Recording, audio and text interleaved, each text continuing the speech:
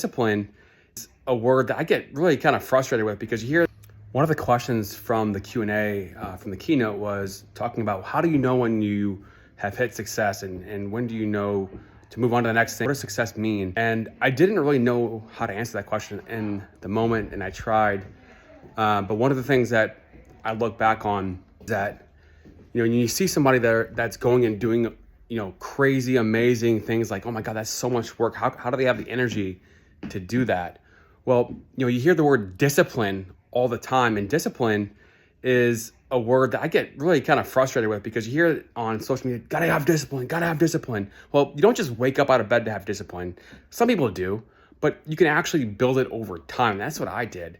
And, I shared a little bit about my journey and kind of how James Clear's book, Atomic Habits, hit me, in the 2-minute rule. And, to build a habit, even if you just do 2 minutes, it's enough to not break the chain. That's what I had to implement, late at night when I was working in building the Strive for 25 platforms, and, trying to build a platform online.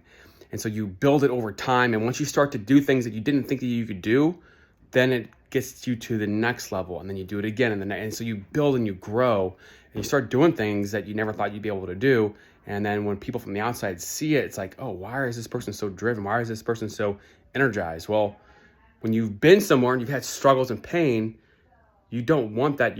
That pain, that struggle pushes you to want more and more and more. So it doesn't just come out of thin air. It's a process. So just, if you're thinking about, well, that person's doing this and that, well, they probably went through some shit to get there.